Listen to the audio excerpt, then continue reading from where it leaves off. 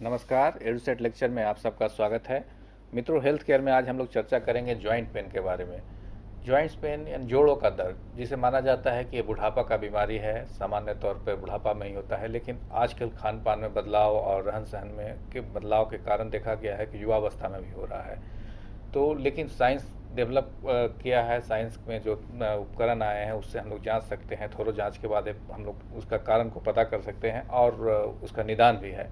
साथ ही दूसरी भ्रांतियाँ हैं कि अगर जोड़ों का दर्द एक बार हो जाए तो फिर वो ठीक नहीं होता है, पेन किलर लेना पड़ता है। उसे भी आजकल साइंस जो मेडिसिन में डेवलपमेंट हुआ है उसके कारण उस धारणा को भी ख़त्म हो चुका है।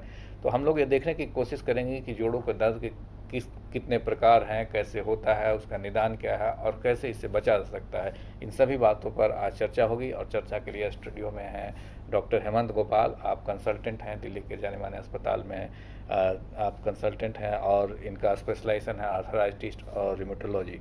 तो मैं समझता हूं कि इनका नॉलेज और अनुभव जो है हम लोग को जोड़ों के दर्द को समझने में और उससे कैसे निदान पाया जाए और कैसे बच सकते हैं, कुछ एक्सरसाइज करके या जो भी और बातें हैं उसको बताएंगे, उस पर हम लोग गौर करेंगे तो हम लोग बच सकते हैं। इन बातों को आज जानकारी मिलेंगी। उस समय के साथ डॉक्टर गोपाल को आमंत्रित करता हूँ कि वे अपना व्याख्यान शुरू करें। वेलकम है सर। नमस्कार जी। पहले तो मैं धन्यवाद करना चाहूँगा व्यास चैनल का कि जिन्होंने इस तरह का प्रोग्राम रखा है जिससे कि हेल्थ से जुड़ी हुई, सेहत से जुड़ी हुई जो तकलीफ़ें हैं, बीमारियां हैं, वो जन जन तक पहुंच सके, उनके बारे में जानकारी हो और सब लोग जो कि सीधे डायरेक्ट हॉस्पिटल में नहीं भी आ पाते तो भी उन तक ये जानकारी पहुंच सके ताकि वो इस तरह का अपना उपचार के लिए कर सकें, उस बीमारी से बचने का अपना इंतज़ाम कर सकें। तो जैसे आज का टॉपिक है जॉइंट पेन, जहाँ जोड़ों का दर्द जिसको कहते हैं, इसी के बारे में मैं कुछ चर्चा करना चाहूँगा।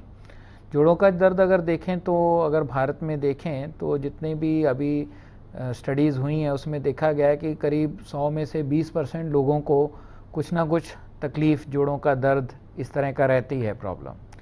और जो जोड़ों की तकलीफ़ हैं ये कई बार बहुत भयानक रूप भी ले लेता है, जिसमें कि आदमी अगर ध्यान ना दे तो आगे जाके उसका उठना बैठना, चलना फिरना ये भी प्रभावित हो जाता है।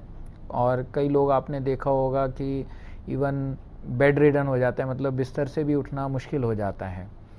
तो इसलिए ये ज़रूरी है कि हम इस चीज़ को समझें कि ये क्या है, किस वजह से ऐसा होता है और हम इसके लिए, इसको बचाने से, इसको बचने के लिए क्या कर सकते हैं और अगर किसी को हो गया है तो हम उसको कैसे सही तरीके से ट्रीट कर सकते हैं, जो कि आज संभव है आज की डेट में। जैसे पहले लोग कहते थे कि जी अरे गठिया हो गया तो इसका तो कुछ नहीं हो सकता, अब ये तो आगे जाके ये तो हाथ पैर टेढ़े हो जाएंगे, कमर टेढ़ी हो जाएगी। लेकिन आज की तकनीक में ऐसी बात नहीं है। अगर आप सही समय पे बीमारी की जांच कर लेते हैं और ट्रीटमेंट लेते हैं तो आगे जाके आप ये भी पहचान नहीं पाएंगे कि किसी को गठिया है कि नहीं है। इसलिए ये आज की इम्पॉर्टेंट है कि हम इसको सही समय पे ही इसको बीमारी को पकड़ें। जैसे अब बात करें जोड़ों के दर्द की कि किस वजह से होता है। जोड़ों का दर्द जो है ये बहुत ही कॉमन प्रॉब्लम है, कॉमन तकलीफ़ है आज की डेट में। और इसका सबसे कॉमन जो कारण है हम देखते हैं वो है गठिया। गठिया आपने सबने सुना होगा, गठिया बाव जिसको कहते हैं, बहुत ही कॉमन बीमारी है और बहुत लोगों को प्रभावित करती है। लेकिन जैसे अगर देखें, पुराने लोग मानते थे कि ये जो है सिर्फ उम्र के साथ ही होता है। वो एक तरह का गठिया है जो कि उम्र के साथ होता है। लेकिन आपकी जानकारी के लिए मैं पहले तो ये बताना चाहूँगा कि गठिया जो है वो एक बीमारी नहीं है। गठिया जो है वो कम से कम 100 तरह का है और सारी जो गठिया है वो सबका कॉमन नाम जो है वो गठिया है। जैसे अगर मैं एक साधारण बात करूं कि बुखार है, जैसे अगर बुखार है तो वो बुखार जो है किसी को मलेरिया से बुखार होता है, किसी को टाइफाइड से बुखार हो जाता है, किसी को टीबी से बुखार होता है, किसी को आजकल जैसे बहुत फैले हुए हैं डेंगू फैला हुआ है, चिकनगुनिया है, इससे भी बुखार होता है, इस तरह की इन्फेक्शन से बुखार होता है। तो ऐसे ही गठिया जो है वो एक बीमारी नहीं है, गठिया भी आगे कई तरह की बीमारियों की वजह से ऐसा हो सकता है। अब उसमें अगर बात करें कि क्या क्या बीमारियां हैं, कौन कौन सी जो हैं कॉजेस कॉमन मिलते हैं, उसमें से सबसे कॉमन है एक बीमारी जिसको हम रूमेटॉइड आर्थराइटिस कहते हैं, जो कि कॉमन भाषा में देखें जिसको सबसे ज़्यादा कॉमनली गठिया बाव कहते हैं। अब ये जो तकलीफ़ है ये बूढ़ों में तो हो ही सकती है, लेकिन सबसे ज़्यादा कॉमन ये जो तकलीफ़ है ये मिलती है यंग लोगों में, जवान लोगों में, जिनकी उम्र करीब रहती है 25 से 30 साल, 35-40 साल के बीच में। उस एज में ये सबसे ज़्यादा प्रभावित करती है लोगों को, और इसमें दोनों पुरुष और स्त्री दोनों इससे प्रभावित हो सकते हैं। स्त्रियों में थोड़ा असर इसका ज़्यादा होता है और ज़्यादा उन पे असर करती है, लेकिन इसमें पुरुष भी इससे प्रभावित हो सकते हैं। अगर इसके लक्षण हम देखें कि कैसे होता है, क्या होता है, तो ये जो तकलीफ़ है ये शुरुआत में ज़रूरी नहीं है कि सीधा आपको महसूस हो, जहाँ जिस कोई पेशेंट है जिसको कि ये रूमेटॉइड आर्थराइटिस जहाँ गठिया हो रहा है, उसको ज़रूरी नहीं कि शुरू में ही पहले जोड़ों के दर्द से ही तकलीफ़ शुरू हो। उसमें हो सकता है कि शुरुआत के टाइम में सिर्फ हल्का बुखार रहने लगे, या फिर उसको भूख कम हो जाए, या फिर पूरे शरीर में एक थकावट सी महसूस हो। तो इस तरह के जो सिम्टम्स हैं ये भी शुरुआत में हो सकते हैं, और इन सिम्टम्स की वजह से कई बार क्या होता है कि हम इधर उधर देखते रहते हैं, कभी किसी से सलाह ले ली, कभी कुछ हो गया, और इस पर क्योंकि ज़्यादातर ये स्त्रियों में होता है तो वो तो माना जाता है कि भाई घर का काम किया उन्होंने और इस वजह से थकावट हो गई, तो हम इस चीज़ को ध्यान नहीं दे पाते हैं, इसको इग्नोर कर देते हैं। लेकिन जैसे जैसे समय बीतता है वैसे वैसे ये धीरे धीरे जोड़ों पे इसका असर जो है वो बढ़ने लगता है, और जोड़ों पे दर्द रहना शुरू हो जाता है। और अगर देखें तो ये जो दर्द होता है ये सुबह के समय ज़्यादा रहता है। सुबह के इस टाइम आपने देखा होगा, किसी से बात की हो, अगर किसी को गठिया है तो वो बताएंगे कि सुबह के टाइम उनको उठने में मुश्किल होती है, हाथ पैर में जकड़न रहती है। अगर उनसे देखें तो कहेंगे कि हम हाथ जो है ऐसे मुट्ठी नहीं बांध पाते हैं, हाथ में बहुत अकड़ाव है हमारे, वो बताएंगे इस चीज़ को। और इवन बिस्तर से उठने में उनको बहुत ही कमज़ोरी और दर्द महसूस होता है।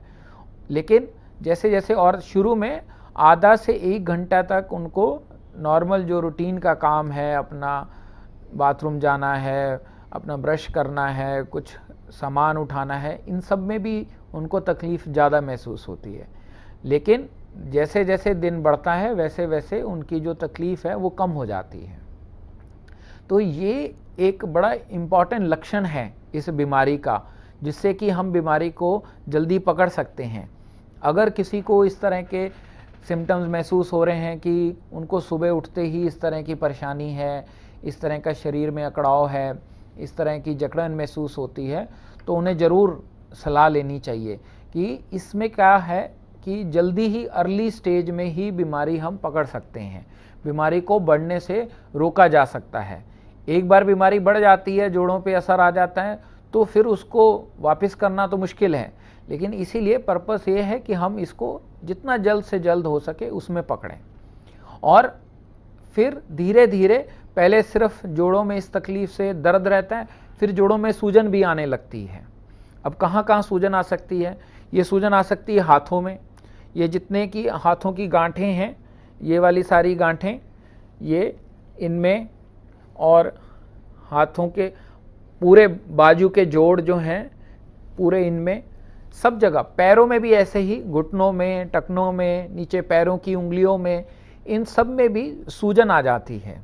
और कभी कभी कुछ लोगों को तो सूजन के साथ साथ हल्का बुखार भी रहता है, और लोगों को लगता है कि कहीं कोई क्योंकि लंबा बुखार रहता है तो बहुत बार लोग सोचते हैं कि कहीं टीबी तो नहीं हो गया जिस वजह से बुखार चल रहा है, और वो गलत दवाइयाँ शुरू हो जाती हैं।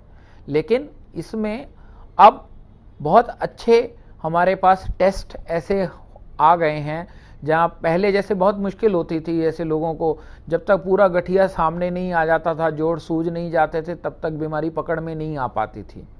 लोग सोचते रहते थे कि पता नहीं क्या बात है। लेकिन अब ऐसे टेस्ट हमारे पास हैं जिनसे कि अगर सही समय पे जांच की जाए तो बहुत शुरुआत में ही हम बीमारी को पकड़ सकते हैं।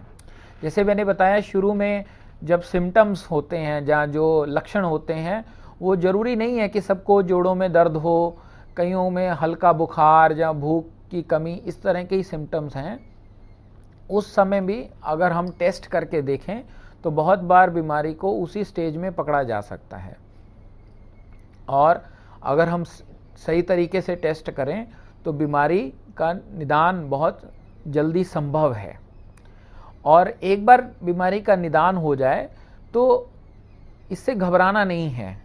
मेन चीज़ ये है, पहले जैसे लोग सोचते थे कि अरे गठिया हो गया अब तो ये ज़िंदगी भर रहेगा, इसका तो कोई इलाज ही नहीं है।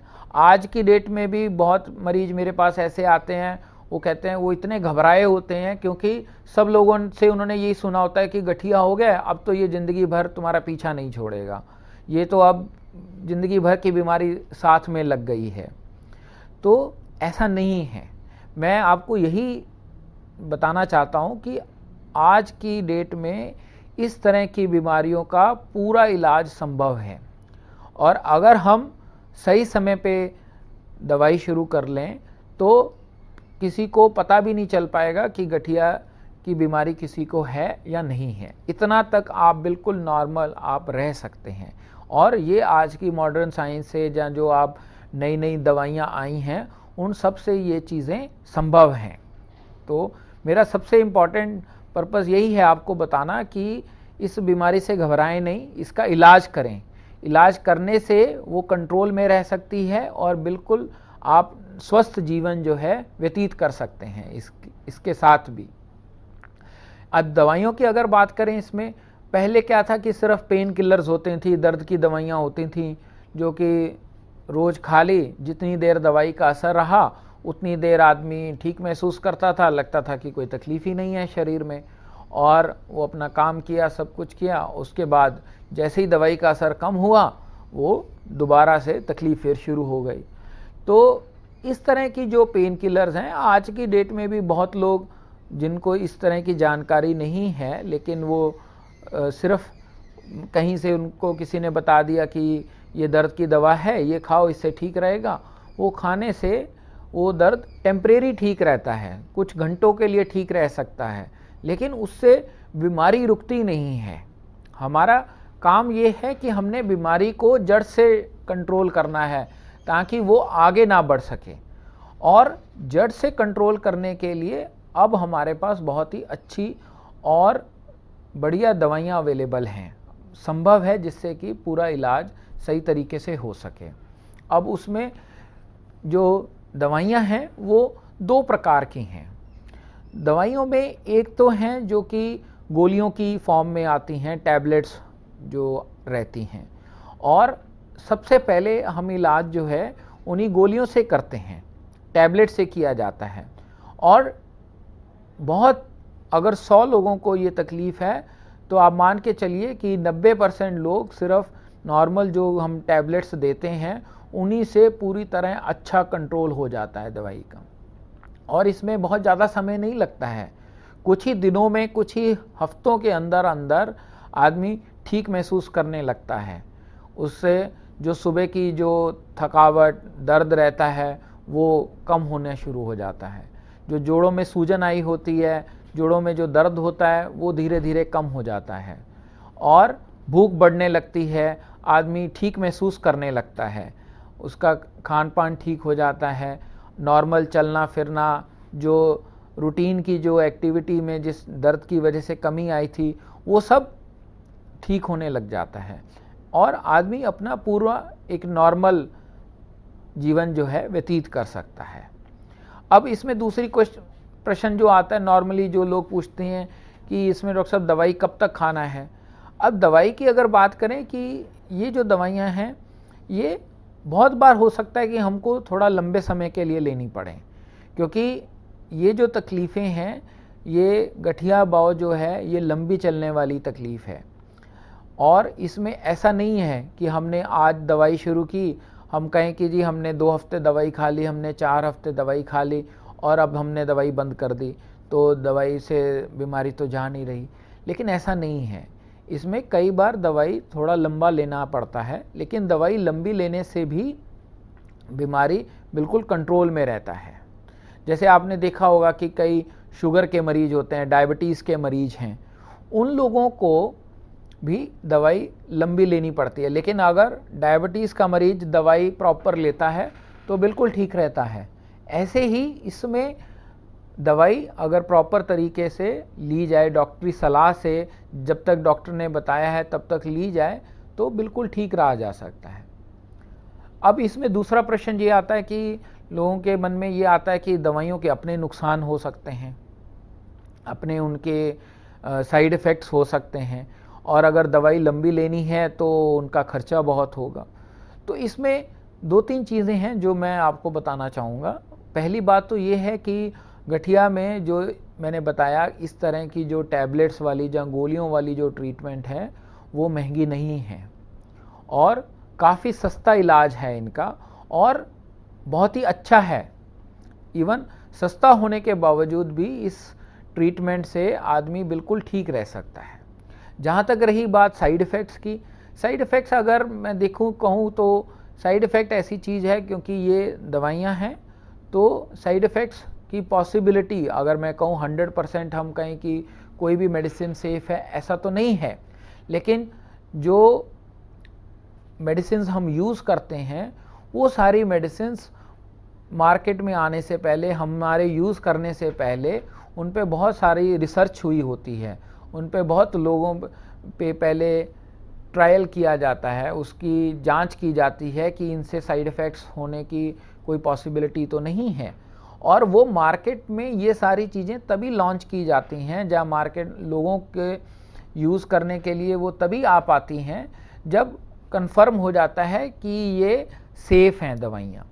और अगर प्रॉपर तरीके से ली जाए, डॉक्टरी सलाह से ली जाए, तो उसमें अगर आप समय पे डॉक्टर को दिखाते हैं कि आप ये दवाई ले रहे हैं तो उसकी जांच भी की जा सकती है कि दवाइयों से नुकसान तो नहीं हो रहा है।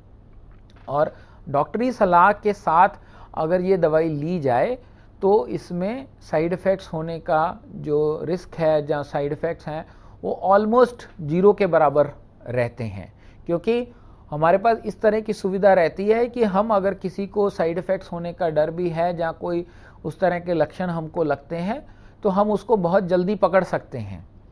तो कहने का मतलब ये है कि अगर सही तरीके से इलाज किया जाए तो बहुत ही अच्छे ढंग से बीमारियों का निदान हो सकता है, उसका कंट्रोल हो सकता है और बिल्कुल बिना दवाइयों के साइड इफ़ेक्ट से, बिना घबराए इसका इलाज हो सकता है। उसके मुकाबले जो लोग खुद से ही पेन किलर खाते रहते हैं, दर्द की दवाइयाँ खाते रहते हैं, वो ज़्यादा नुकसानदायक हैं, क्योंकि ज़्यादा जो दर्द की दवाइयाँ हैं वो गुर्दे पे असर कर सकती हैं, वो लीवर पे असर कर सकती हैं, जिगर पे असर कर सकती हैं। तो इसलिए मैं आपको यही सलाह दूंगा कि सिर्फ पेन किलर्स इस गठिया का इलाज नहीं है। इसके अलावा जो प्रॉपर इलाज है वो अगर करें तो हम बीमारी से भी बच सकते हैं और जो गलत दवाइयों के साइड इफ़ेक्ट हैं उनसे भी बच सकते हैं। तो ये जो मैंने आपको अभी तक हमने बात की, जहाँ जिस विषय पे चर्चा की, ये गठिया बौव जिसको हम कहते हैं, ये एक मेन कारण है जोड़ों के दर्द का। लेकिन अगर हम देखें, जैसे मैंने आपसे शुरुआत में बात की कि गठिया जो है वो एक बीमारी नहीं है, गठिया एक लक्षण है जो कई बीमारियों की वजह से हो सकता है, जिसमें से एक कॉमन बीमारी थी रूमेटॉइड आर्थराइटिस, जिसके बारे में हमने अभी बात की। इसके अलावा गठिया जो है वो जैसे मैंने बताया कम से कम 100 तरह का है। अब दूसरे और गठिया क्या क्या हैं? एक ये कॉमन रूमेटॉइड आर्थराइटिस वाले गठिया के अलावा दूसरे और कई गठिया ऐसे हैं जो कि वो भी ऐसे जोड़ों को प्रभावित करते हैं और इन पे असर करते हैं। उसमें एक गठिया ऐसा है जो कि कमर पे भी असर करता है। उसमें क्या है, आपने देखा होगा, ये ज़्यादातर जो है यंग लड़कों में प्रॉब्लम हो जाती है। कई लड़के 20 साल की उम्र के 30 साल की उम्र के बीच में जो रहते हैं वो बताते हैं कि हमारे कमर में दर्द है। अभी तक क्या होता था, जहाँ गर्दन में कहीं दर्द है, इस तरह के सिम्टम्स रहते थे।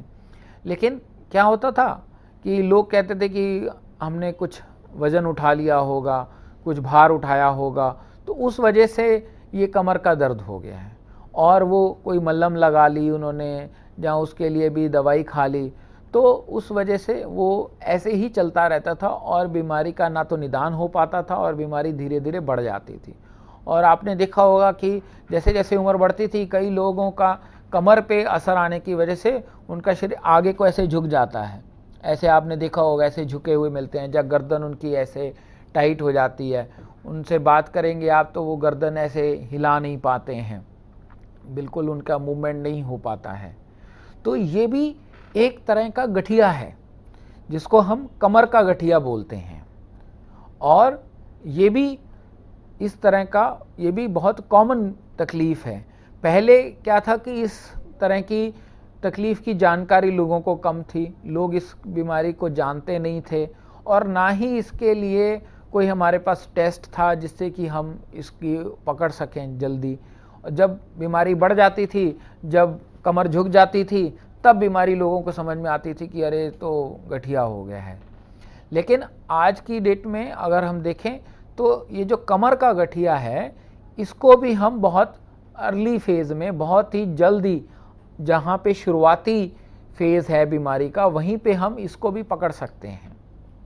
उसके लिए क्या है, क्या लक्षण रहते हैं, इसमें भी जैसे मैंने बताया ज़्यादातर ये यंग लड़कों में होती हैं। लेकिन पहले मानते थे कि सिर्फ लड़कों की, मतलब जो पुरुष लोग हैं उन्हीं में ये तकलीफ़ होती है। मानते थे कि स्त्रियों में इस तरह की जो कमर का दर्द है वो गठिया नहीं होता, ऐसा माना जाता था। लेकिन जैसे जैसे अब साइंस ने प्रोग्रेस की है, आगे धीरे धीरे चीज़ों का प्रोग्रेस हुआ है, हमारी जानकारी बढ़ी है बीमारियों के बारे में, तो ये देखा गया है कि ये जो कमर का गठिया है ये भी स्त्रियों में भी होता है। जैसे हमने पहले चर्चा की कि जो गठिया बौं जो है, रूमेटॉइड आर्थराइटिस, वो स्त्रियों में ज़्यादा था, लेकिन ये जो कमर का गठिया है ये पुरुषों में ज़्यादा है। लेकिन अब धीरे धीरे जैसे बीमारी के बारे में और पता चल रहा है तो उसमें देखा गया है कि स्त्रियों में भी कभी कभी ये तकलीफ़ हो सकती है। इसलिए कहने का मतलब ये है कि जो स्त्रियों हैं जिनको कमर में दर्द है, उनको ये नहीं सोचना चाहिए कि ये कोई ऐसी साधारण बीमारी होगी जहाँ घर में उन्होंने काम किया, झुक के काम किया, इसलिए सिर्फ कमर में दर्द रहना लग गया है। इसमें भी प्रॉपर जांच अगर की जाए तो बहुत बार गठिया को हम बहुत अर्ली स्टेज में, बहुत ही शुरुआती फेज़ में पकड़ सकते हैं और उसका प्रॉपर इलाज कर सकते हैं।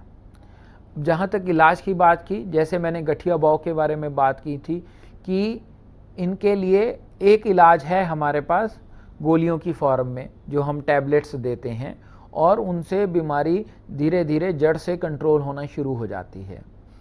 अब इसी तरह में अब जो नई हमारे पास रिसर्च हुई है उससे बहुत सारे नए इंजेक्शन भी अब आ गए हैं, और ये जो नए इंजेक्शन हैं ये गोलियों से भी ज़्यादा कारगर हैं, उनसे भी ज़्यादा ये इफ़ेक्टिव हैं, ज़्यादा मददगार हैं हमारे लिए बीमारी को कंट्रोल करने में, उसको जड़ से कंट्रोल करने में।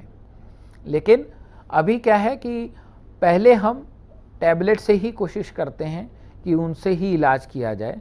लेकिन जैसे पहले तो हमारे पास इस तरह के गठिया का जब इलाज नहीं था, आज से 20 साल 30 साल पहले जब प्रॉपर इलाज नहीं हो पाता था तो सिर्फ दर्द की दवाइयाँ खाते थे। फिर धीरे धीरे टैबलेट्स आई जो मैंने आपको बताया, जिनसे बीमारी कंट्रोल में होती है। और अब जैसे जैसे ये बीमारी कंट्रोल में हुई, देखा गया कि कुछ लोगों में सिर्फ टैबलेट्स पूरा असर नहीं कर पाती हैं। कुछ लोगों की जो तकलीफ़ है वो ज़्यादा ज़ोरदार होती है, जिनमें कि अकेले गोलियों से काम नहीं बन पाता है। तो ऐसे लोगों में अब जो नई दवाइयाँ आई हैं, जहाँ जो नए इंजेक्शन अब आ गए हैं, वो इनमें ज़्यादा मददगार हैं, हमारे लिए ज़्यादा सहायक हैं। हम जिन लोगों की बीमारी बहुत ज़्यादा एक्टिव होती है, ज़्यादा ज़ोर पे होती है, उनमें भी अब हम इन इंजेक्शन्स की मदद से हम बीमारी को पूरी तरह कंट्रोल कर सकते हैं।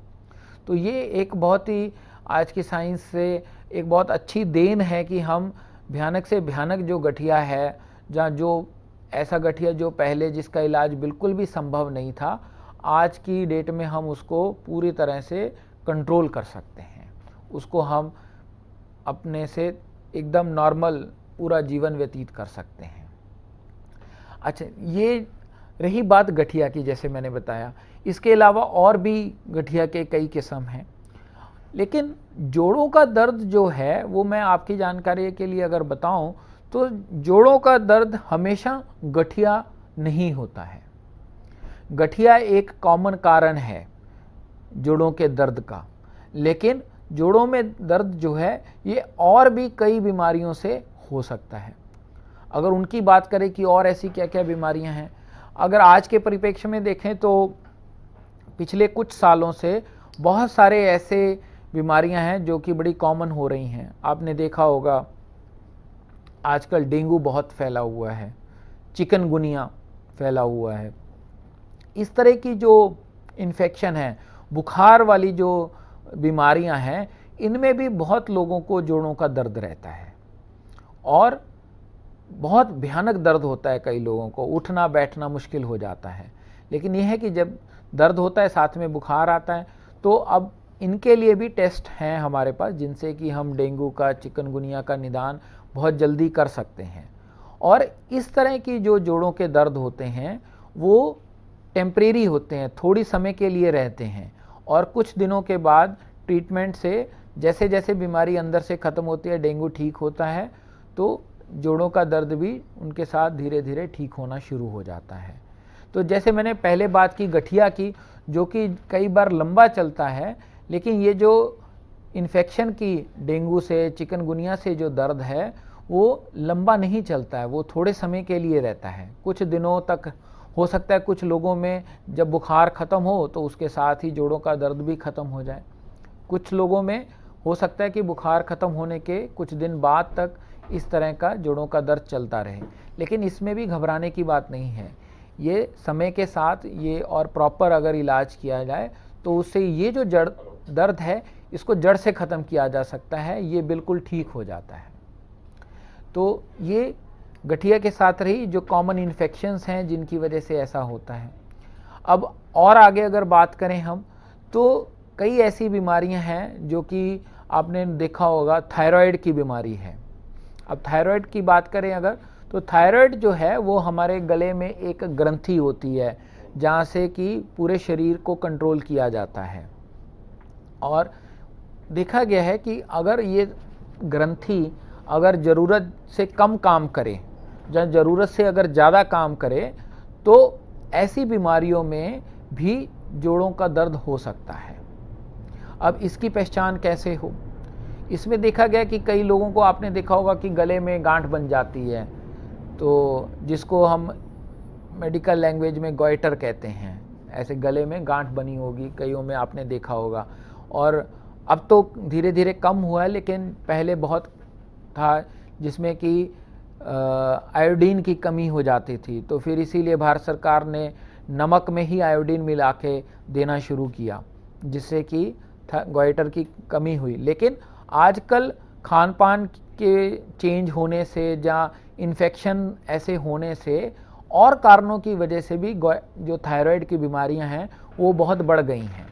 और ऐसे थायराइड की बीमारियों में भी जोड़ों का दर्द हो सकता है बहुत बार, स्पेशली अगर देखें स्त्रियों में, तो बहुत सारी स्त्रियां में जिनमें आपने देखा होगा उनमें क्या लक्षण होंगे, वो बताएंगे कि हमारा वज़न बढ़ने लग गया है, नींद बहुत आती है, शरीर में कमज़ोरी बहुत रहती है और भूख जो है कम हो गई है, नींद कम हो गई है।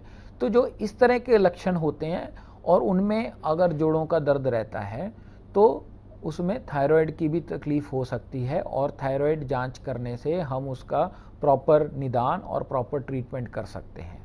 ऐसे लोग उसमें घबराना नहीं चाहिए। लोग डर जाते हैं कि कहीं गठिया हो गया हमको, जबकि होता उसका कारण थायराइड की तकलीफ है। इसलिए ऐसी कंडीशन में भी मैं यही सजेस्ट करूंगा कि ये सब चीज़ों का डॉक्टरी सलाह से आप अगर इलाज करते हैं तो बीमारी जड़ से पकड़ी जा सकती है। तो गठिया है, कोई इन्फेक्शन है, ऐसी थायराइड की तकलीफ़ है, जोड़ों के दर्द का कारण क्या है, अगर ये हम प्रॉपर निदान कर सकें तो उसका प्रॉपर और सही ट्रीटमेंट जो है वो संभव है। उसके लिए हमको और बहुत ही साधारण टेस्ट और साधारण दवाइयों से उसका इलाज संभव है। उसके लिए हमको बहुत विशेष ऐसा नहीं है कि वो कोई ऐसी चीज़ है जो कहीं पे अवेलेबल नहीं, वो चीज़ हर जगह पे आज के परिप्रेक्ष्य में अवेलेबल है, हर जगह पे वो संभव है वो इलाज। इसके बाद अगर हम एक और चीज़ देखें, आजकल बड़ा कॉमन है इंडिया में भी कि हम लोग कहते हैं कि विटामिन डी की कमी हो गई है शरीर में। अब आप जानते हैं कि विटामिन डी जो है वो हड्डियों के लिए, जोड़ों के लिए बहुत महत्वपूर्ण है। हड्डियों के बच्चों की ग्रोथ, इस पर हम लोग चर्चा करेंगे विटामिन डी के कमी से के कारण दर्द। लेकिन उसके पहले जम्मू कश्मीर से एक दर्शक उनका सवाल लेते हैं। जी नमस्कार, कृपया अपना सवाल पूछिए। नमस्कार डॉक्टर साहब। जी सवाल पूछिए। डॉक्टर साहब, मेरी मिसेज है जी, उसके गले में वो गांठ जैसी है जी, तो पहले 5-6 साल पहले हमने टेस्ट करवाया था जी, इंजेक्शन की थी जी, इंजेक्शन के जरिए करवाया था है जी, तो उन्होंने बोला था कि ठीक है। अब उसको थोड़ा फैट हो गई है, मोटापन ज्यादा आ गया है। हाँ जी, हाँ जी, और टांगों में दर्द होती है जी, गला थोड़ा, गले में फूल भी गया है गांठ से जी। नहीं तो इसमें जैसे मैंने अभी चर्चा की तो इसमें थायराइड का जो टेस्ट है वो ज़रूर करा के देखना चाहिए। आप वहाँ पे लोकल जो डॉक्टर हैं उनसे मिल सकते हैं, उनकी सलाह ले सकते हैं और उनसे बात करके आप थायराइड की जांच करा सकते हैं। तो उससे काफ़ी चांसेस रहता है कि बीमारी का निदान हो जाए। और अगर वहाँ पे इस तरह की सुविधा आजकल हर जगह संभव है, बाकी आप कहीं पे भी जाएंगे इस तरह का टेस्ट आप करा के फिर आप देखिए कि उसमें उम्मीद है कि आपकी बीमारी का हल मिल जाएगा इससे। विटामिन डी के बारे में हम लोग चर्चा करें। हाँ जी, हम लोग जैसे अभी चर्चा कर रहे थे कि जोड़ों के दर्द का जो है गठिया के अलावा और क्या क्या कारण हो सकते हैं। तो एक हमने बात की थायराइड की, दूसरा जो कॉमन एक कारण रहता है वो है विटामिन डी की कमी। अब ये बड़ी विडंबना वाली बात है। हम देखें तो भारतवर्ष जहाँ पे हम कहते हैं कि सूरज जो है साल में कम से कम 10 महीने तो अच्छी रोशनी रहती है, सूरज की सनलाइट बहुत ही अच्छी अवेलेबल है, और हम लोगों का कृषि प्रधान देश रहा है जहाँ पे लोग बाहर काम करते हैं। तो हम जानते हैं कि ये जो विटामिन डी है ये शरीर में नहीं होता है, ना ही भोजन से ज़्यादा मिल पाता है। ये बनता है जब सूरज की किरणों से। तो हमारी स्किन में ऐसी चीज़ें रहती हैं जिससे कि विटामिन डी शरीर में, जब हम सनलाइट में जाते हैं, जहाँ धूप में बैठते हैं, धूप चमड़ी पे पड़ती है तो उससे विटामिन डी हमारे शरीर के अंदर अपने आप बनता है। लेकिन आज का जैसा हमारा लाइफस्टाइल हो गया है कि सब अंदर ही अंदर रहते हैं, बाहर धूप में हम निकलना नहीं चाहते हैं, गर्मी के दिन है तो इस वजह से बात करेंगे। बिहार से दर्शक उनका सवाल है। जी नमस्कार, कृपया अपना सवाल पूछिए। जी सवाल पूछिए। जी, गर्दन में जो है ऊपर से नीचे तक दर्द है जी। हमारी मिसेज सभी दर्शकों से अनुरोध करना चाहूँगा कि सवाल पूछने से पहले कृपया अपना टीवी का वॉल्यूम कम कर लें ताकि हम आपका सवाल को अच्छा तरह से सुन सकें और जवाब दे सकें। जी आप बताइए। जी जी, हमारी मिसेज के गर्दन में दर्द रहता है। कहाँ पे दर्द रहता है जी? गर्दन के नीचे। गर्दन के नीचे। हाँ जी, गर्दन के ऊपर और नीचे। गर्दन के ऊपर। हाँ जी, तो देखिए इसमें जैसे मैंने बात की है कि गर्दन का जो दर्द है वो भी कई प्रकार की तकलीफ़ों में हो सकता है। उसमें एक तो बात हमने आज डिटेल में बात की जिसको कि गठिया कमर का गठिया जो कहते हैं, वो कमर का गठिया गर्दन में भी हो सकता है, नीचे कमर में भी हो सकता है, तो उसके लिए एक जांच करनी चाहिए। दूसरा जो गर्दन का दर्द रहता है, कई बार हमारी जो रीढ़ की हड्डी है उसमें छोटी छोटी हड्डियां होती हैं, बहुत छोटी छोटी, और दो हड्डियों के बीच में जो गैप होता है उसमें एक कुशन नुमा चीज़ रहती है। जैसे हम कोई बॉक्स है उसमें दो चीज़ें डाल रहे हैं तो उसके बीच में वो आपस में एक दूसरे से रगड़ ना लगे तो हम उसको कुशन डाल देते हैं। ऐसे ही भगवान ने हमारी जो कमर की हड्डियां हैं उनके बीच में छोटा छोटा कुशन डाला है जिसको डिस्क कहते हैं।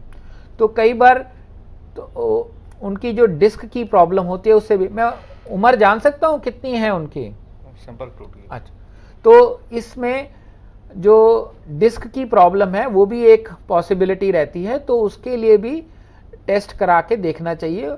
उम्मीद है इन दोनों चीज़ों को देखने से काफ़ी हद तक बीमारी का निदान हो जाएगा। ओके, विटामिन डी पर हाँ, तो क्योंकि मैं जैसे हम लोग चर्चा कर रहे थे कि विटामिन डी जो है वो सिर्फ धूप में बैठने से ही बन पाता है शरीर में, तो आजकल क्योंकि हमारा धूप में बैठना कम हो गया है, हम लोग अंदर ही रहते हैं, बहुत लोग जो हैं ऑफिस में जाते हैं, सुबह गए तो उस समय भी धूप नहीं निकली होती है और जब शाम को बाहर निकलते हैं ऑफिस में तो भी अंधेरा हो जाता है।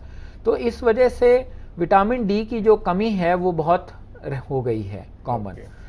तो विटामिन डी की कमी के कारण भी दर्द होता है, लेकिन हम लोग एक राजस्थान से दर्शकों का सवाल लेते हैं। जी नमस्कार, कृपया अपना सवाल पूछिए। नमस्कार डॉक्टर साहब। नमस्कार जी।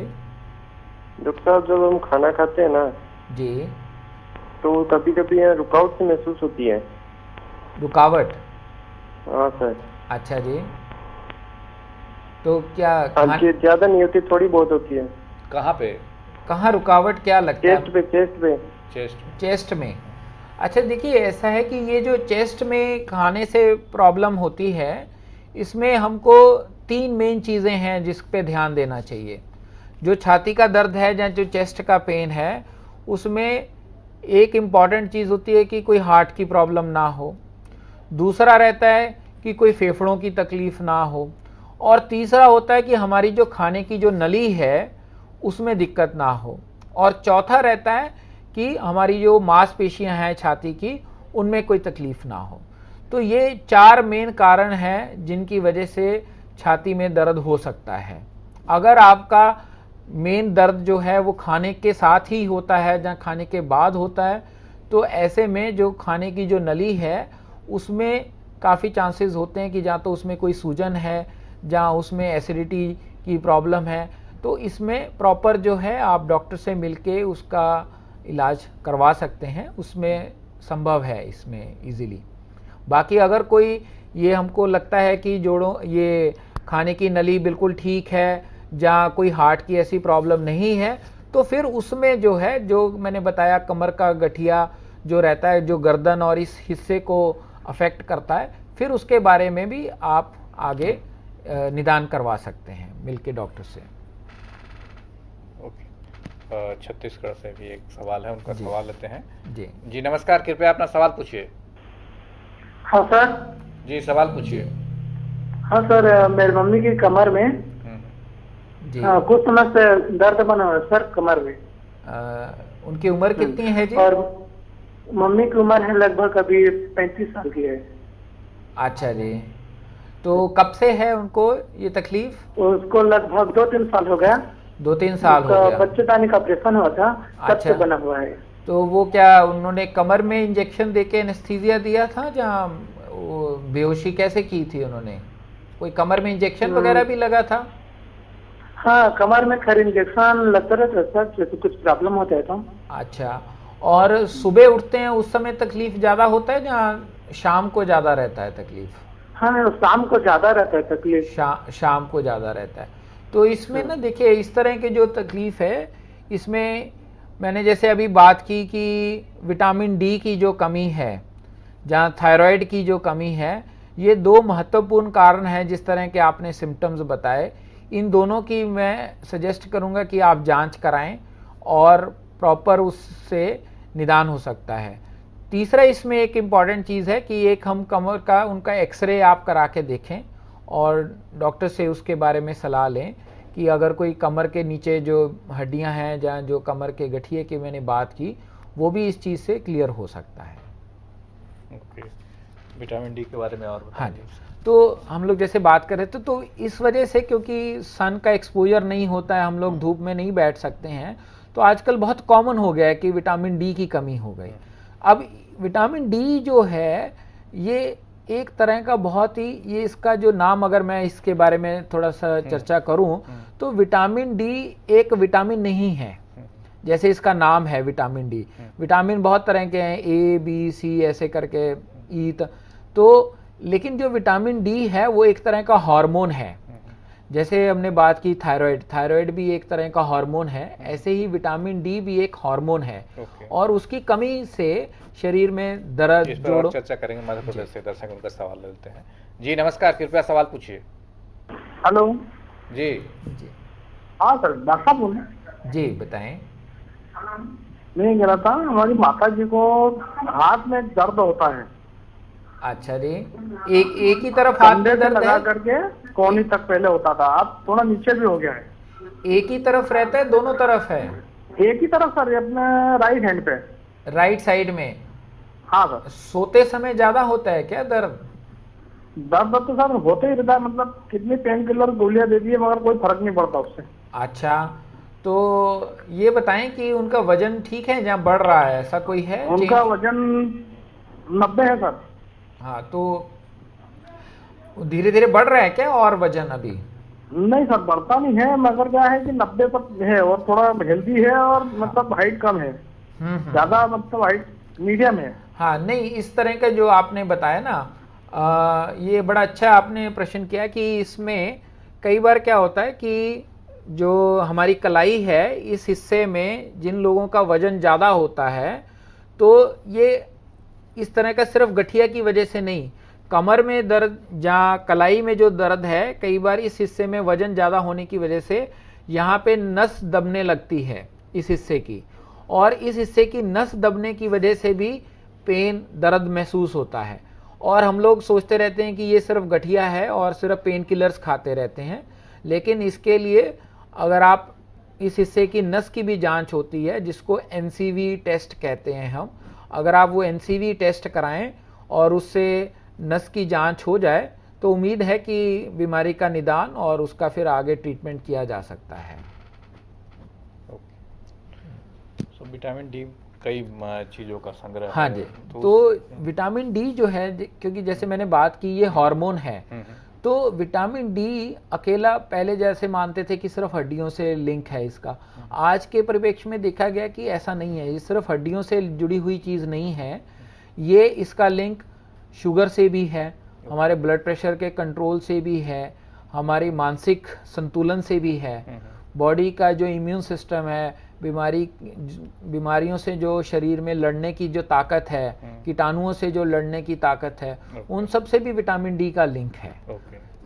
तो अगर जो लोग धूप में नहीं बैठ रहे हैं जी, तो उसको कैसे इसकी पूर्ति करनी चाहिए? उसका देखिए ऐसा है कि अगर हम देखें कि ये कॉमन सवाल आता है कि भाई हमारे कुछ ऐसा खाने में ऐसा हो कि हम खाने में कुछ ले लें जिससे विटामिन डी की पूर्ति हो जाए, लेकिन खाने में ये है कि ये चीज़ जो है मेनली सी फूड में मिलता है, मछली में, इस तरह की चीज़ों में। लेकिन अगर हम देखें तो जो लोग तो समुद्र के पास रहते हैं वो तो कॉमनली ले सकते हैं, लेकिन आमतौर पे हम लोग एक पर चर्चा करेंगे। राजस्थान से दर्शक हैं, उनका सवाल लेते हैं। जी नमस्कार, कृपया सवाल पूछिए। हेलो सर, नमस्कार। नमस्कार, सवाल पूछिए। सर मैं बोल रहा हूँ। जी बताएं। मेरे रेट के 18 साल लगे थे सर।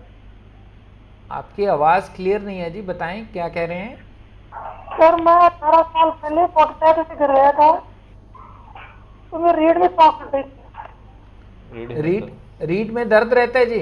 रीढ़ के हड्डी में चोट लग गई थी मेरे। चोट लगी थी? हाँ। ये आपके तो सर क्या 2 साल से जोड़ों में दर्द रहने लग गया। अच्छा, ये चोट कब लगी है आपको? 18 साल पहले। अच्छा, बहुत साल पहले की बात है ये। अभी अभी कितनी उम्र है जी आपकी? सर मेरी 40 साल। 27? 40। अच्छा, जी जी जी बताएं। तो सर इसके जोड़ों में दर्द करने लगे हैं। तो कमर के रीढ़ के दर्द के साथ साथ कहीं और जोड़ों में भी दर्द रहता है कि सिर्फ कमर में ही दर्द है? सर जोड़ में रहता है 2 साल से जी। और डॉक्टर को बताया, डॉक्टर ने बताया कि मतलब जो भी लिखते हैं ना टैबलेट वगैरह, जी। तो उनको पाँव का पूरा था, मतलब ज्यादा दर्द बढ़ जाता है। अच्छा, हाँ। तो इसके लिए कोई एक्सरे वगैरह कोई इस तरह की जांच हुई है आपकी? नहीं सर, जांच तो कुछ भी नहीं हुई। नहीं, तो इसके लिए ऐसा है ना, जैसे मैंने अभी चर्चा की कि ये बड़ी इम्पॉर्टेंट तकलीफ़ रहती है। अगर हम इसको इग्नोर कर दें, इसका प्रॉपर निदान ना करें, तो आगे जाके ये फिर आपको ज़्यादा तकलीफ़ दे सकता है। और जैसे आपने बताया कि इसमें पहले आपको चोट भी लगी थी, तो सबसे पहले मैं आपको यही सजेस्ट करूँगा कि आप इसका एक एक्सरे और कुछ इम्पॉर्टेंट खून की जांच होती हैं जो आप डॉक्टर से मिलके करा सकते हैं। और एक्सरे में पहले तो ये देखिए कि कोई पुराना चोट का असर तो नहीं है, और दूसरा जो है कि उसमें गठिए के कोई लक्षण तो नहीं है। अगर दोनों में से कोई भी एक तरह का रहता है तो फिर उसका आगे प्रॉपर ट्रीटमेंट किया जा सकता है। ओके, एक चंडीगढ़ से दर्शक हैं, उनका सवाल है। जी जी नमस्कार, कृपया सवाल पूछिए। चंडीगढ़ से बोल रही हूँ। जी जी मेरी नमस्कार। जी बताएं। गर्दन में कभी एक तरफ होता है, कभी दूसरी तरफ दर्द होता है, हाँ जी। और चक्कर भी आते हैं। चक्कर भी आते हैं आपको? अच्छा, और कभी बीच में हाँ जी। बीच में आपने ब्लड प्रेशर वगैरह चेक कराया आपने? हाँ जी, ब्लड प्रेशर की दवाई ले रही हूँ जी। हाँ, तो ब्लड प्रेशर, देखिए आपने बड़ा अच्छा सवाल किया है कि बहुत बार क्या होता है कि अगर ब्लड प्रेशर या शुगर ऐसी बीमारियां हैं कि अगर ये भी कंट्रोल में ना रहें तो इनकी वजह से भी शरीर में थकावट, दर्द महसूस हो सकता है। और जिस तरह का आप बता रहे हैं, कभी कहीं दर्द होता है, कभी कहीं दर्द होता है, तो मैं आपको यही सजेस्ट करूंगा, आप ब्लड प्रेशर के लिए प्रॉपर बीच में आप दवाई तो ऑलरेडी ले रहे हैं, उसको बीच में चेक कराते रहिए कि ब्लड प्रेशर पूरी तरह कंट्रोल भी है कि नहीं है। और साथ में ब्लड प्रेशर के साथ शुगर की भी एक जांच करा लें ताकि उसका क्लियर हो जाए कि कोई शुगर की साथ में तकलीफ तो नहीं है। ब्लड प्रेशर आपका कंट्रोल में रहेगा तो काफ़ी उम्मीद है कि आपके बाकी जो बीच बीच में कहीं कहीं दर्द होता है ये भी कंट्रोल में हो जाएगा। ओके, तो विटामिन डी का स्रोत सी फूड है, हाँ जी। और कोई अन्य स्रोत जिससे वो लोग? तो उसमें एक्चुअली यही है ना, जैसे मैंने बताया जी कि ये हार्मोन है, तो हार्मोन होने की वजह से ये बाहरी जो खान पान की चीज़ें हैं उसमें नहीं मिल पाता है। तो या तो धूप में बनता है, अब उसके लिए ये है कि या तो हम धूप में बैठे हैं रेगुलर, लेकिन जिस तरह का हमारा अभी है, ऑफिस में जाते हैं लोग, जहाँ काम पे जाते हैं, उस पर नहीं हो पाता है। तो इसका बेस्ट जो सल्यूशन है, जहाँ इसका इलाज यही है कि इसका जांच की जाए, और विटामिन डी की अगर कमी आती है तो हम उसको बाहर से सप्लीमेंट कर सकते हैं। ओके, एक मध्य प्रदेश से दर्शक हैं, उनका सवाल लेते हैं। जी नमस्कार, सवाल पूछिए। नमस्कार सर। जी जी सवाल हेलो। पूछिए। अगर अभी मैंने लगाया था, बात पूरी नहीं हो पाई, मम्मी के हाथ में दर्द होता है सर, जी, मतलब कंधे से लगा करके कोहनी तक। कंधे से दर्द हो रहा है? हाँ, कंधे से दर्द। कंधा वो उठा पाते हैं पूरा? नहीं सर, उठा नहीं पाते हैं सर, वो बहुत तकलीफ होती है। कोई शुगर वगैरह की तकलीफ साथ में? शुगर तो नहीं है सर, अभी तक जो करवाई था, अभी तक तो नॉर्मल निकली है सर। अच्छा, शुगर जब भी चेक कराया ठीक आया है? हाँ। कोई चोट लगी हो इस हिस्से में? चोट तो कुछ नहीं है सर। अच्छा, तो कभी गर्दन में भी दर्द बताती हैं?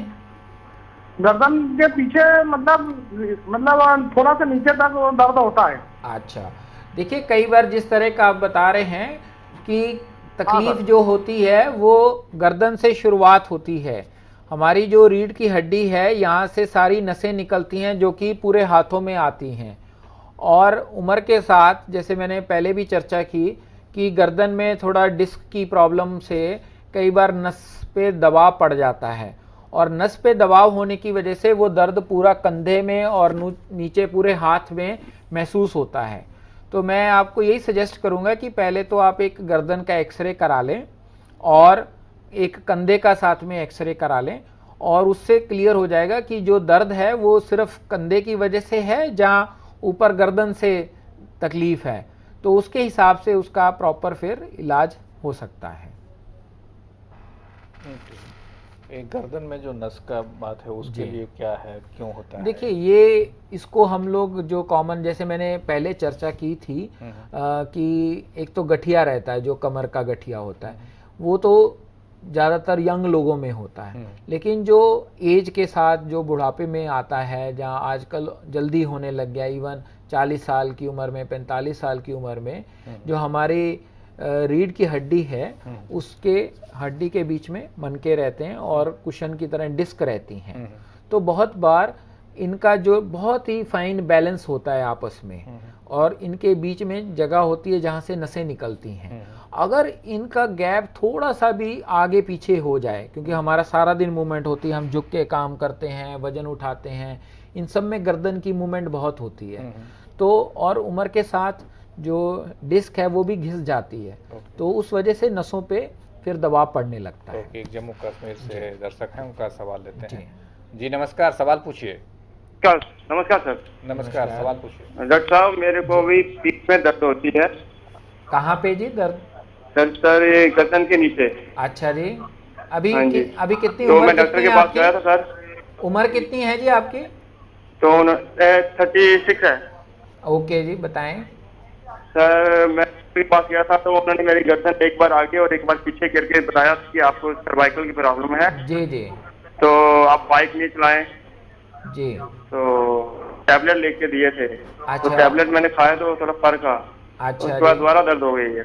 अच्छा, तो देखिए इसमें ऐसा है कि कई बार जैसे हमने अभी बात की, आपकी एज अभी यंग एज है, तो इसमें सिर्फ डिस्क वगैरह की प्रॉब्लम नहीं होती, कई बार कमर का गठिए का भी होता है। उसके लिए भी आपको थोड़ा सा सावधान रहने की ज़रूरत है। उसमें कुछ ब्लड के टेस्ट होते हैं, वो कराने से भी मदद मिलती है ये देखने में कि ये गठिए वाला गर्दन का दर्द है, जहाँ स्पॉन्डिलो जो सर्वाइकल आपको उन्होंने बताया है सिर्फ वो है। और दूसरी जो इसमें मैं सजेस्ट करूँगा कि आप रेगुलर अपनी गर्दन के पोस्चर का ध्यान रखें। पोस्चर में ये है कि एक तो ज़्यादा झुक के ऐसे आगे ना बैठें, और रेगुलर जो है गर्दन की आप एक्सरसाइज करें। एक सिंपल एक्सरसाइज है, वो मैं आपको अभी बता सकता हूँ। उसमें यह है कि आप ऐसे सीधे बैठें और अपनी गर्दन को ऐसे साइड में ले जाएं। आप गिनती गिन सकते हैं, जैसे 1 2 3 4 5 6 7 8 9 10, और ऐसे ही फिर धीरे धीरे वापस आ जाएं 1 2 ऐसे गिनते गिनते। इसमें आपने ये ध्यान देना है कि ऐसे मूवमेंट, जर्की मूवमेंट नहीं करनी है, अचानक से झटका नहीं देना है, बहुत स्लो मूवमेंट करिए, दोनों तरफ ऐसे धीरे धीरे करिए। और इसको आप सुबह भी कर सकते हैं, शाम में भी कर सकते हैं। अगर आपका काम ऐसा है कि आप कंप्यूटर पे बैठ के ज़्यादा काम करते हैं, सारा दिन आपकी मूवमेंट जो है एक पोस्चर में रहती है, तो बीच में जैसे आपने 1 घंटा 2 घंटे काम किया, तो बीच में आप थोड़ा सा रेस्ट लें और 2 मिनट उस समय भी आप इवन ऑफिस में बैठे बैठे भी इस एक्सरसाइज को आप कर सकते हैं। और इस एक्सरसाइज को करने से आपकी जो मांसपेशियां हैं वो भी रिलैक्स्ड रहेंगी गर्दन की, उनकी, और जो हड्डियों पे जो लगातार इफेक्ट आता है वो भी नहीं होगा। और उससे जो आपकी सर्वाइकल की भी अगर प्रॉब्लम है तो उसको बार बार वो दर्द ना करे, आपको तकलीफ बार बार ना पहुंचाए, उसके लिए ये एक्सरसाइज रेगुलर करें तो आपको काफ़ी लाभदायक रहेगी।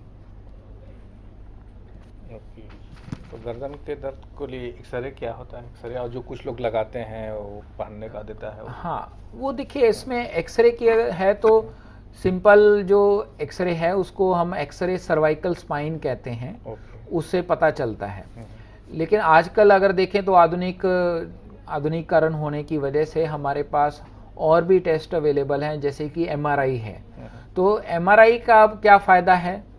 अगर देखें एक्सरे में क्या होता है कि बीमारी तभी पकड़ में आती है जब बढ़ चुकी होती है, क्योंकि एक्सरे में अर्ली जो बीमारी है, जहाँ शुरुआती बीमारी है, वो कई बार पकड़ में नहीं आती है, जो कि आजकल हमारे पास अगर सुविधा है तो शुरुआत के फेज़ में हम MRI से भी बीमारी को बहुत जल्दी पकड़ सकते हैं। तो ये दोनों हमारे पास अवेलेबल हैं। और जो रही आपने प्रश्न किया कॉलर वाला, वो बड़ा, उसमें देखिए ऐसा है कि पहले ज़्यादा इस पे जोर देते थे कि जो कॉलर है इस तरह का यूज़ होना चाहिए। लेकिन धीरे धीरे अब जैसे जैसे साइंस का वो हुआ है, अब उतना कॉमन या उतनी इम्पोर्टेंस उसकी नहीं रह गई है। उसमें पोस्चर का ध्यान रखना ज़्यादा ज़रूरी है कि हम जैसे मैंने बताया जर्क ना लगे, ज़्यादा लगातार एक ही पोस्चर में बैठ के काम ना करें, उसकी मूवमेंट हम करते रहें बीच बीच में, और उसको एक ही पोस्चर में फिक्स ना रखें। और सोने का, उठते बैठते इस तरह का वजन ज़्यादा ना उठाएं। इस तरह के अगर हम ध्यान रखते हैं तो ये डिस्क की प्रॉब्लम और ये सब चीज़ों से हम बच सकते हैं, बचा जा सकता है। तो मेन ध्यान देना है कि पोस्चर, अगर पोस्चर ठीक रखते हैं तो आप जोड़ों के दर्द से बच सकते हैं। और जो बेसिक एक्सरसाइज है जो लोग करें और जो दर्द को दूर भगाए, उसमें क्या है? उसमें उसमें मैं एक जैसे हम लोग चर्चा कर रहे थे कि कई कारणों से दर्द होता है, उसमें एक बड़ा इम्पॉर्टेंट कारण है जो कि कॉमनली घुटनों का दर्द जो हम देखते हैं। जो घुटनों का दर्द है वो ज़्यादातर आपने देखा होगा कि 40-45 की उम्र के बाद बहुत लोगों को होता है। तो वो भी एक तरह का गठिया है, लेकिन वो गठिया बाकी जो दूसरे गठिया हैं उनसे बहुत अलग है।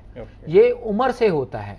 जैसे अभी हमने बात की कि सर्वाइकल का बात की कि उनको बताया गया कि सर्वाइकल है, उसमें क्या होता है कि जो रीढ़ की हड्डी के जो डिस्क है वो कमज़ोर पड़ जाती है। ऐसे ही घुटनों के बीच में जो कुशन है उम्र के साथ वो ढीला पड़ जाता है, कमज़ोर हो जाता है, घिस जाता है, और उसी की वजह से घुटनों का दर्द रहता है। तो इससे बचने का इलाज क्या है कि सबसे इम्पॉर्टेंट ये है कि हम ज़्यादा ऐसे पालती मार के ना बैठें नीचे, और घुटनों की रेगुलर एक्सरसाइज करें जिसमें कि घुटनों का मूवमेंट की जाती है। हम उसको पैरों को लेट के भी कर सकते हैं, ऐसे फ्लैट लेट के पैर सीधा 60 to 90 डिग्री तक उठाएं, या ऐसे बैठ के भी अगर हम पैरों को उठाते हैं मूवमेंट, तो उससे भी ये जो मांसपेशियां हैं इनको ताकत मिलती है, और घुटनों के ऊपर जो शरीर का वजन पड़ता है, जहाँ घुटने जो घिसते हैं वो नहीं होंगे।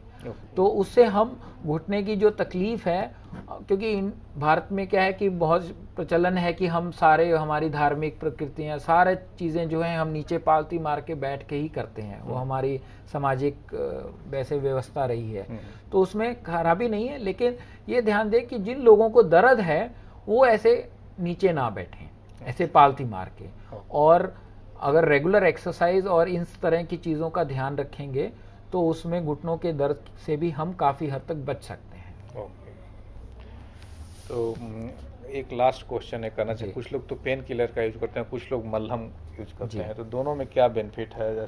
देखिए, मलहम भी जो है वो भी एक इलाज का तरीका है।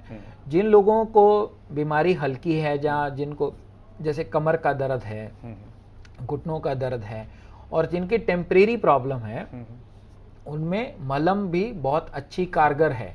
आजकल मलहम भी ऐसी आ गई हैं जिनसे कि स्किन के थ्रू ही दवाई एब्जॉर्ब हो जाती है और वो अच्छा काम करती हैं। अगर देखा जाए तो ये गोलियों के मुकाबले बेटर हैं। मलहम का प्रयोग करें, गोली कम खाएं, ताकि लोकली अप्लाई होता है।